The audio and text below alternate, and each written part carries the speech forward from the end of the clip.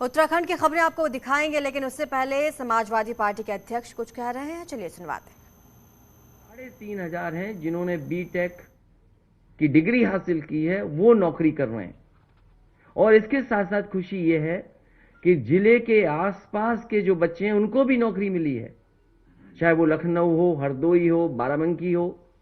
और इसके साथ साथ 12th पास कर करके जो आज कोर्सेज हैं जिससे वो नौकरी और रोजगार मिल सकता है, वो भी 12th पास करने वालों को ट्रेनिंग मिलती है, ऑन जॉब ट्रेनिंग है। और उसके बाद ट्रेनिंग के बाद उन्हें नौकरी मिलना, ये एससीएल कैंपस केवल एग्जाम्पल है। और मैंने कई और जो उदाहरण भी दिए समाजवादी सरकार में जिसमें नौकरी मिली और रोजगार मिला है लोगों को। इसलिए आज जब 22 तारीख है और समाजवादी पार्टी का जो नारा रहा 22 में 22 स्किल, नौकरी रोजगार संकल्प श्रृंखला में प्रथम संकल्प आईटी सेक्टर में, ये अभी सरकारी नौकरियों में कितने रिक्त पद हैं, पुलिस में कितनी भर्ती हो सकती है, वन विभाग में कितनी हो सकती है, या और जगह सरकारी नौकरियों की बात नहीं कर रहा हूं मैं अभी, गैर सरकारी और कितनी नौकरियां आएंगी उसकी बात नहीं कर रहा मैं, और सेक्टर्स की बात नहीं कर रहा। केवल आज आईटी सेक्टर में आने वाले समय में समाजवादी सरकार बनेगी तो उत्तर प्रदेश के नौजवानों को 22 में जब सरकार बनेगी तो 22 लाख नौजवानों को उससे ज्यादा सीधा सीधा रोजगार से जोड़ने का काम और उस तरह के फैसले, उस तरह की पॉलिसी बनाने का काम समाजवादी सरकार में होगा। इसलिए नौकरी और रोजगार संकल्प श्रृंखला में पहला ये है आईटी सेक्टर में कि समाजवादी सरकार बनेगी तो 22 लाख बच्चों को इससे सीधा सीधा कैसे उन्हें नौकरी मिले, रोजगार मिले, उसके लिए सरकार काम करेगी। और जो पार्टी जिस सरकार में 18 लाख से ज्यादा लैपटॉप बांट सकती है, तो 22 लाख रोजगार देने में और उस दिशा में काम करने में समाजवादी लोगों को समय नहीं लगेगा।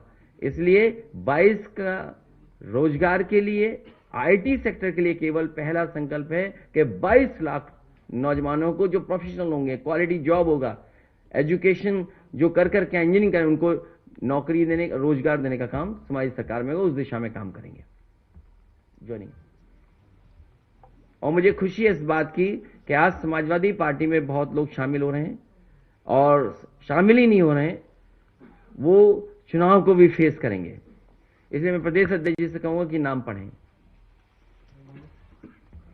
सम्मानित पत्रकार भाइयों, बहुत हर्ष के साथ सूचित कर रहा हूं कि श्री प्रवीण सिंह ऐरन, पूर्व सांसद बरेली, आज समाजवादी पार्टी में माननीय राष्ट्रीय अध्यक्ष जी पर विश्वास करते हुए शामिल होने आए हैं। हम उनका स्वागत करते हैं।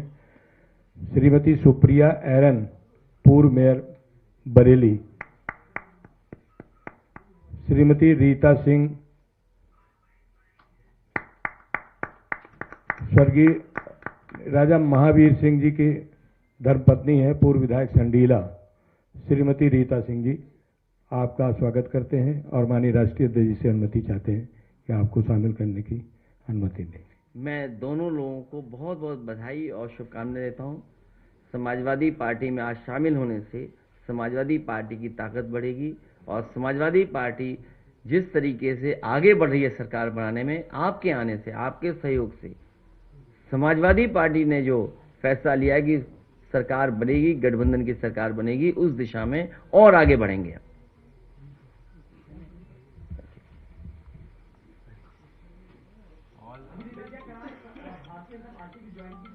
उनसे सवाल नहीं पूछेंगे, सवाल हमसे।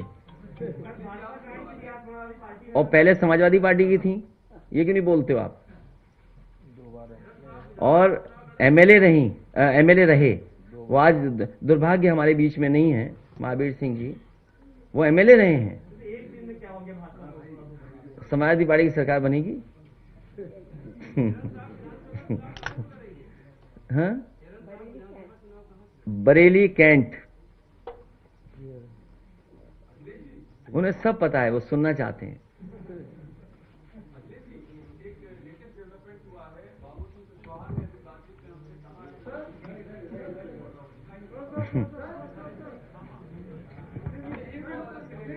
ठीक है।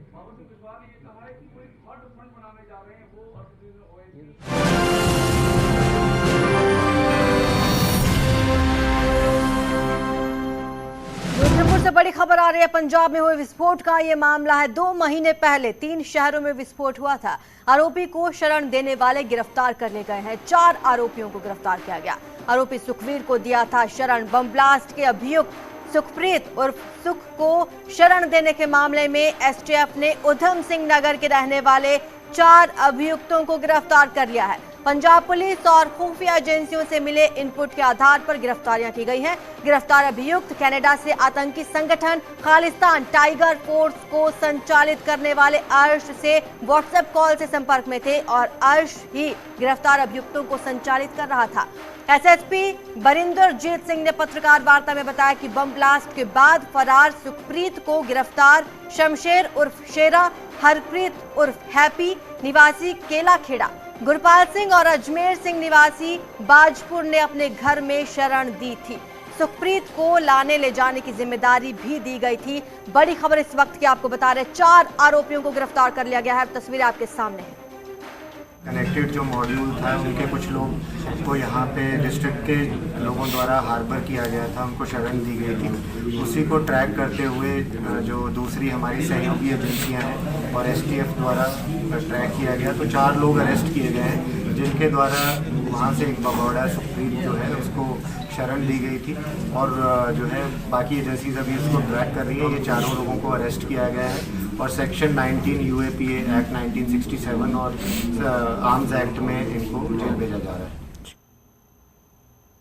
और रुद्रपुर से चंदन सिंह बंगारी हमारे साथ जुड़ रहे हैं। चंदन, इन लोगों से कुछ पूछताछ भी हुई, कुछ और खुलासे किए इन लोगों ने? मैं आपको बता दूं, ये जो 4 लोग हैं ये कनाडा की एक प्रतिबंधित संगठन है खालसा टाइगर फोर्स, उसके साथ व्हाट्सएप कॉल से जुड़े हुए थे और इसी दरमियान इनकी जो बातचीत हुई है, जो मुख्य आरोपी है जो भी फरार चल रहा है उससे इनके संपर्क हुआ और उन लोगों ने इसको 4 दिन ये बताया जा रहा है कि ये जो मुख्य आरोपी है सुखप्रीत सिंह उर्फ सुख, 4 दिन यहाँ बाजपुर में रहा है और उसके बाद यहाँ से ये फिर दूसरी जगह निकल गया। तो अभी खुफिया एजेंसी और पंजाब पुलिस की भी टीम अभी यहाँ आ रही है और खुफिया एजेंसी से बातचीत कर रही है। इनसे और भी जो प्रतिबंधित संगठन है जिनसे इनके संपर्क है बताया जा रहा है, कनाडा और सर्बिया ऑस्ट्रेलिया में जो प्रतिबंधित खालिस्तानी संगठन है उनसे इनके संपर्क हुए हैं, तो उसके बारे में इनसे पूरी जानकारी ली जा रही है। तो इन लोगों से कुछ बरामद भी हुआ क्या, कुछ सामान संदिग्ध? इनके पास से एक 32 बोर की पिस्टल बरामद हुई है। बाकी जो सुखवीर को लाने ले जाने में जिस कार का इस्तेमाल किया था उस कार को भी पुलिस ने बरामद कर लिया है और 2 चीजें इनसे बरामद हुई है। अभी पुलिस ने इनसे साथ पूछताछ करती है, अभी और चीजें बरामद होने की संभावना है। ठीक है, शुक्रिया चंदन इस तमाम जानकारी के लिए। बढ़ते अपनी अगली खबर की ओर। दिल्ली से सूत्रों के हवाले से खबर आ रही है, उत्तराखंड कांग्रेस की कल हुई बैठक में एक परिवार एक व्यक्ति को टिकट देने पर सहमति बनी है। हरक सिंह रावत की बहू अनुकृति गोसाई लड़ेंगी चुनाव। सूत्रों के हवाले से यह खबर आपको बता रहे हैं, हरीश रावत पर फैसला आला कमान को लेना है। कल की बैठक में यह भी सुझाव दिया गया था कि हरीश रावत चुनाव लड़ने की बजाय चुनाव लड़वाएं, इस पर फैसला आलाकमान को ही लेना है। रामनगर की सीट पर हरीश रावत के चुनाव लड़ने पर कांग्रेस को भीतरघात का डर है। दोपहर बाद ये उत्तराखंड के लिए कांग्रेस उम्मीदवारों की लिस्ट आ जाएगी। लिस्ट अभी अप्रूवल के लिए कांग्रेस अध्यक्ष सोनिया गांधी के पास गई। लगभग सभी कैंडिडेट फाइनलाइज हुए। 70 में से 70, 3-4 जगह जो है टैक्टिकली हम जो है जरा सा will take little bit longer, लेकिन ये स्ट्रेटेजिकल कैलकुलेशन से बाकी डिक्लेयर किसी समय भी डिक्लेयर हो जाए। कब तक एक्सपेक्ट कर सकते हैं सर? वैसे मेरी समझ से जो स्क्रीनिंग कमेटी का पार्ट है या पीसीसी का पार्ट है वो तो पूरा हो गया है, तो किसी समय भी वो कांग्रेस प्रेसिडेंट के अप्रूवल के लिए लिस्ट सबमिट कर सकते हैं। रवि सिसोदिया दिल्ली से हमारे साथ जुड़े हैं। रवि, कब तक आ जाएगी लिस्ट? अप्रूवल के लिए तो जा चुकी है।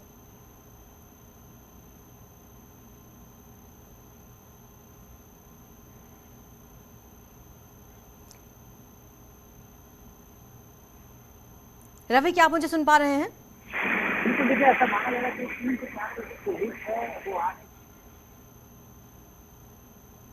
रवि, आपकी आवाज नहीं आ रही है, दोबारा आपसे संपर्क करने की कोशिश हम करेंगे।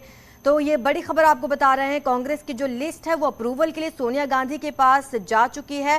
जल्द ही अप्रूवल मिल जाएगा, उसके बाद ये लिस्ट जारी हो जाएगी। हालांकि जिस तरह से हरीश रावत ने बताया कि 70 के 70 नामों का ऐलान कर दिया जाएगा। रवि सिसोदिया हमारे साथ फिर से जुड़ चुके हैं। रवि, कब तक आ जाएगी लिस्ट? देखिए, ऐसा माना जा रहा है करीब 3 से 4 बजे तक जो उत्तराखंड के कांग्रेस उम्मीदवारों की लिस्ट है वो आ सकती है। आपको 3 से 4 अहम बातें बता दूं कि जो कल जो बैठक हुई थी सीईसी की बैठक, उसमें कुछ निर्णय लिए गए थे। पहला निर्णय ये लिया गया था कि एक परिवार से सिर्फ एक ही व्यक्ति को टिकट दिया जाएगा।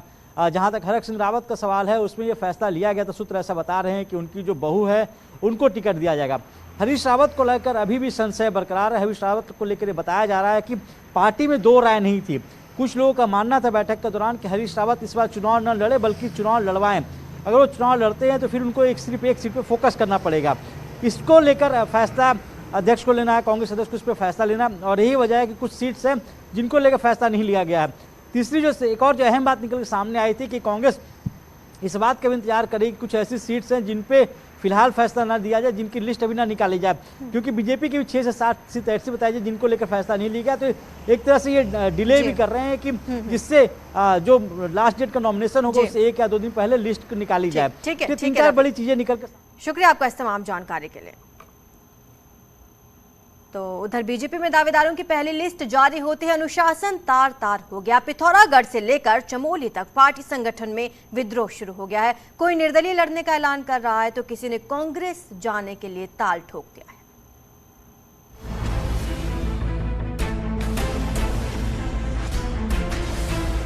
बीजेपी ने अपनी पहली लिस्ट में 59 सीटों पर उम्मीदवारों का ऐलान किया, जिसमें 10 विधायकों का पत्ता साफ कर दिया। अब लिस्ट जारी होने के कुछ ही देर बाद देहरादून से चमोली, बागेश्वर, पिथौरागढ़ तक बवाल हो गया। नरेंद्र नगर सीट पर पूर्व विधायक और टिकट के दावेदार ओम गोपाल रावत ने पार्टी छोड़ने का ऐलान कर दिया।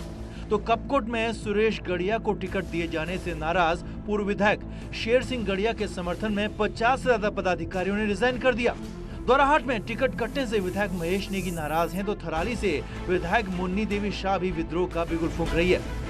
देहरादून की धर्मपुर सीट पर भी बगावत करते हुए बीजेपी नेता वीर सिंह पंवार ने अपने समर्थकों की मीटिंग बुलाकर निर्दलीय मैदान में उतरने का ऐलान कर दिया। मुझे लगता है भारतीय जनता पार्टी की कथनी और करनी में अंतर है, क्योंकि जो लोग ये बोलते हुए आ रहे हैं कि सर्वे में तुम्हारा नाम नंबर 1 है, आप लोग जनता के बीच है, जनता आपको चाह रही, तो आज कहाँ है वो लोग? क्या उनको टिकट नहीं दिलाना चाहिए था या देना चाहिए था मुझे? मैं अपनी पूरी जो हमारी पूरी यूथ है, पूरी हमारी नरेंद्र नगर विधानसभा का है कि उन्होंने भी ये मन बना दिया है कि हमको भी इस विचारधारा की तिलांजलि देनी है। आज मैं भी जो है पार्टी बदलने के लिए जो है पहली बार मजबूर हुआ हूँ दूसरी विचारधारा में जाने के लिए। अब मैं जो है कांग्रेस पार्टी की ओर में जा रहा हूँ। बवाल सिर्फ यहीं तक नहीं है, बल्कि नैनीताल, भीमताल, रामनगर, किच्छा, यमुनोत्री, गंगोलीहाट, धारचूला, झबरेड़ा, रुद्रपुर और गदरपुर सीटों पर भी खासा बवाल मचा हुआ है। हालांकि बीजेपी को इसकी आशंका पहले से ही थी और इसीलिए टिकट बंटवारे से पहले ही सांसदों को जिम्मेदारी सौंप दी गई थी और अब पार्टी का कहना है कि थोड़ी नाराजगी होती है, उसे ठीक कर लिया जाएगा। तो एक को टिकट मिलता है, जिसको नहीं मिलता तात्कालिक रूप से उसको झटका लगता है, मानवीय स्वभाव है। तो उस झटके में कहीं उसने कुछ व्यक्त किया होगा किसी ने, तो बगावत नहीं है। पार्टी का आंतरिक संवाद, आंतरिक प्रबंधन बहुत मजबूत है। सबसे बातचीत करके और सब समाधान निकाल लिया जाएगा। बीजेपी ने सांसदों के साथ सीनियर नेताओं को भी नाराज नेताओं को मनाने में झोंक दिया है। अब देखना होगा कि वोटिंग से पहले कितने नेता मान जाते हैं और बीजेपी नुकसान कितना कम कर पाती है। देहरादून से न्यूज 18 के लिए सुनील प्रभात की रिपोर्ट। देहरादून से बड़ी खबर आ रही है, बीजेपी ने बाउंसर्स रख लिए हैं। प्रदेश ऑफिस में पार्टी ने 3 बाउंसर्स तैनात कर दिए हैं। टिकट आवंटन के बाद पार्टी वर्कर्स में असंतोष के बाद ये बाउंसर्स रखे गए हैं। प्रदेश ऑफिस में 3 बाउंसर्स को रखा गया है। असंतोष के बाद बाउंसर्स रखे गए। टिकट का जैसे ही बंटवारा हुआ, कार्यकर्ताओं में असंतोष देखा गया। प्रदेश ऑफिस पर अब बीजेपी ने बाउंसर्स रख लिए हैं। सुरक्षा के लिहाज से तैनात किया गया? नहीं, कार्यकर्ता नहीं, मतलब आप लोगों का यहाँ पे काम क्या रहेगा बीजेपी कार्यालय में? कार्य के लिए बुला रखा है ना, कोई बैनर कुछ वो बड़ी बात है। मतलब बैनर लगाएंगे या क्या, मतलब आप लोगों का काम क्या होगा? वो कोई भी कार्यकर्ता को जो भी काम होता है वही करेंगे, इसके अलावा तो कुछ करो है नहीं काम। मतलब पार्टी का काम काज होगा। जी। आप लोग तो बाउंसर है ना, सुरक्षा के लिए रखे हुए? नहीं, हम तो कार्यकर्ता है बीजेपी के। अच्छा, कहाँ से? देहरादून से ही है। तो सुनील नवप्रभात देहरादून से हमारा साथ जुड़ रहे हैं। सुनील, जो बाउंसर्स हैं वो तो कह रहे हैं हम कार्यकर्ता हैं, क्या खबर है?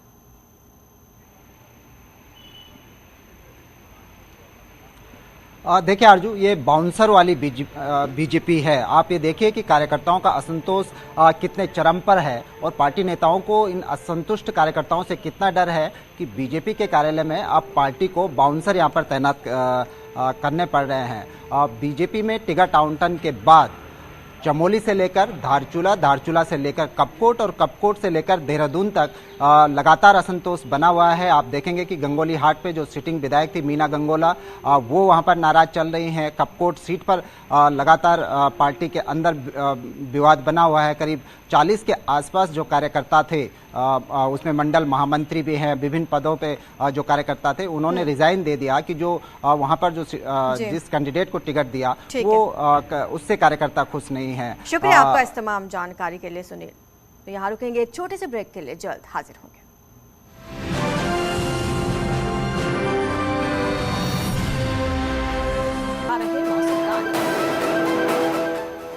इटावा में कोहरे की वजह से जनजीवन पूरी तरह से अस्त व्यस्त, आम लोगों की दिनचर्या पूरी तरह से प्रभावित। कड़ाके की ठंड और घने कोहरे के बीच देश के वीर जवानों ने राजपथ पर पूरे जोर के साथ रिपब्लिक डे परेड की तैयारी की। पीओके के लोगों की प्रधानमंत्री मोदी से गुहार, प्रशासन को सबक सिखाने की कर रहे मांग, घर को सील करके कर रहे परेशान। नेपाल के सुनसुरी में भड़का लोगों का गुस्सा, जमकर किया हंगामा और आगजनी। महोत्सव में भोजपुरी कलाकार कोसीलाल के नहीं आने पर भड़के। सिमडेगा में आत्मनिर्भर बनी महिलाएं, समूह बनाकर कर रही व्यवसाय, मिनरल वाटर का कर रही कारोबार। हिमाचल प्रदेश के किन्नौर में तीरंदाजी खेल का आयोजन, देवता के स्वर्ग प्रवास पर होता है आयोजन, कई प्रतियोगियों ने लिया हिस्सा। बसंत पंचमी को लेकर लोगों में बढ़ा उत्साह, मां सरस्वती की मूर्तियों का कर रहे निर्माण, हालांकि कोरोना की वजह से बाजारों में डिमांड घटी। सलमान खान ने अपने सोशल मीडिया अकाउंट पर शेयर की एक फोटो, जिसमें वो एक गमछा अपने सिर पर बांधे नजर आ रहे हैं, जिसे फैंस काफी पसंद कर रहे हैं। मलाइका अरोड़ा ने फिर दिखाई बेबाकी, बेहद शॉर्ट ट्रांसपेरेंट ड्रेस में आई नजर, सोशल मीडिया पर शेयर की फोटो। साइकिल चलाते दिखे कार्तिक आर्यन, लोगों ने किया ट्रोल, बोले अटेंशन पाने के लिए सलमान भाई को कर रहे कॉपी। सुनील ग्रोवर ने बनाया गर्मा गर्म भटूरे, तो फैंस बोले सर लोग ही नहीं भटूरे भी जल रहे हैं। ब्लू साड़ी में उर्फी जावेद का स्टनिंग फोटोशूट, किलर एक्सप्रेशंस पर फैंस हुए फिदा। उर्वशी रौतेला के अंदाज ने जीता फैंस का दिल, बीच साइड का वीडियो किया शेयर, जमकर हो रहा वायरल।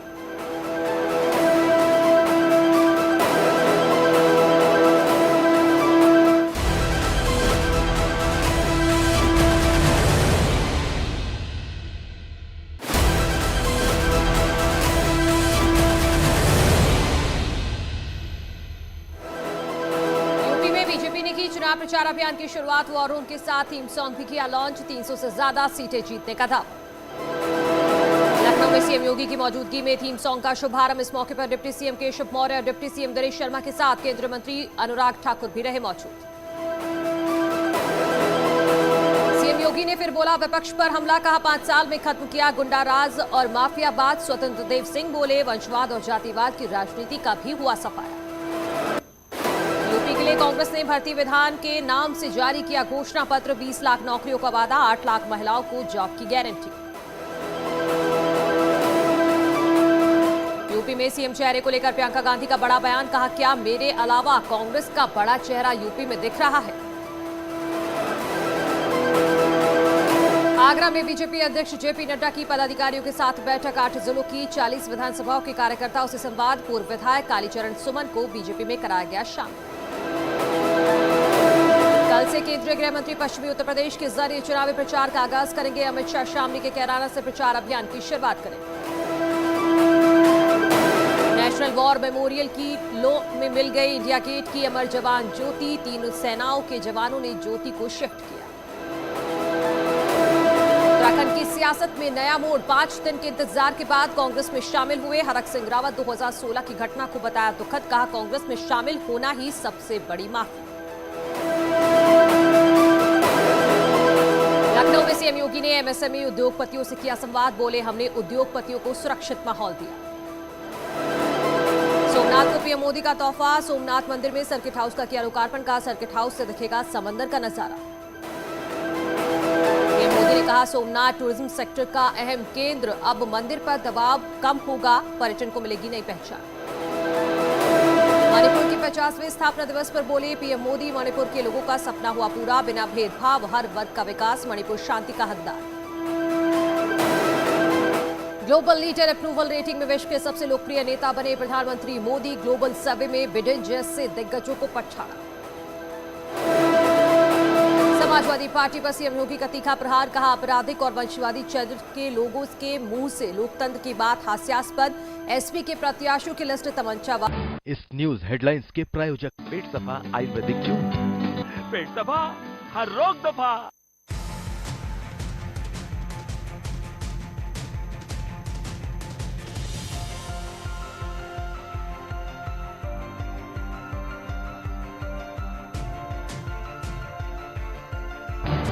इस न्यूज हेडलाइंस के प्रायोजक पेट सफा आयुर्वेदिक जूस।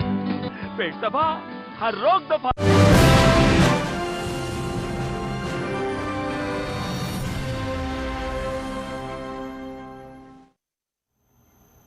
हरिद्वार धर्म संसद में हेट स्पीच का मामला हाईकोर्ट पहुंच गया है। एफआईआर निरस्त करने को लेकर प्रबोधानंद गिरी ने याचिका दाखिल की। याचिका पर सुनवाई के बाद हाईकोर्ट ने सरकार को 25 जनवरी तक स्थिति स्पष्ट करने के आदेश दिए। आपको बता दें कि नदीम अली ने हरिद्वार कोतवाली 2 जनवरी 2022 को शिकायत दर्ज की है। शिकायत में कहा गया है कि हिंदू साधु संतों ने 17 से 19 दिसंबर तक धर्म संसद का आयोजन किया था, जिसमें मुसलमानों के खिलाफ युद्ध छेड़ने का आह्वान किया गया था।